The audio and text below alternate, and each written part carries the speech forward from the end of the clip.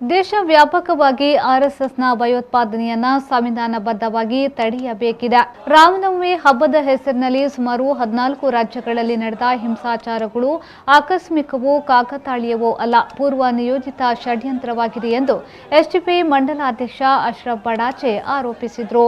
ಆರ್ಎಸ್ಎಸ್ನ Muslim ಜನಾಂಗೀಯ ಆಕ್ರಮಣಗಳನ್ನು ತಡೆಯಿರಿ ಹಾಗೂ ದೇಶವನ್ನ ರಕ್ಷಿಸಿರಿ ಎಂಬ ಘೋಷಣೆಯೊಂದಿಗೆ ಎಸ್ಡಿಪಿಐ ಉಪ್ಪಳದಲ್ಲಿ ನಡೆಸಿದ ಪ್ರತಿಭಟನಾ ಮಾರ್ಚ್ ಉದ್ಘಾಟಿಸಿ ಅವರು മാതനാടിದ್ರು. കഴിഞ്ഞ ഒരാഴ്ച കാലങ്ങളായി രാജ്യത്തിന്റെ പല സംസ്ഥാനങ്ങളിലും ആർഎസ്എസ് അഴിഞ്ഞാടിക്കൊണ്ടിരിക്കുകയാണ്. മുസ്ലിമീങ്ങളെ ഏകപക്ഷീയമായി ആക്രമിച്ചുകൊണ്ടിരിക്കുകയാണ്. അതുപോലെ തന്നെ ആരാധനാലയങ്ങൾ തകർത്തുകൊണ്ടിരിക്കുകയാണ്.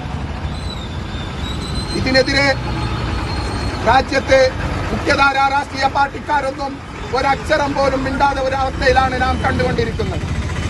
ഇന്ന് രാജ്യത്തെ ആർഎസ്എസിനെതിരെ ഒരക്ഷരം പോലും കുനിയാടാൻ ഇവിടത്തെ മുഖ്യധാരാ രാഷ്ട്രീയ പാർട്ടിക്കാർ തയ്യാറാകുന്നില്ല എന്നത് തന്നെ ഏറ്റവും വലിയ അപകടകരമായ സൂചനയാണ് നമുക്ക് തരുന്നത്. രാജ്യത്തെ 60 വർഷങ്ങളോളം ഭരിച്ചുകൊണ്ടിരുന്ന കോൺഗ്രസ് ഇന്നൊരക്ഷരം പോലും മിണ്ടുന്നില്ല.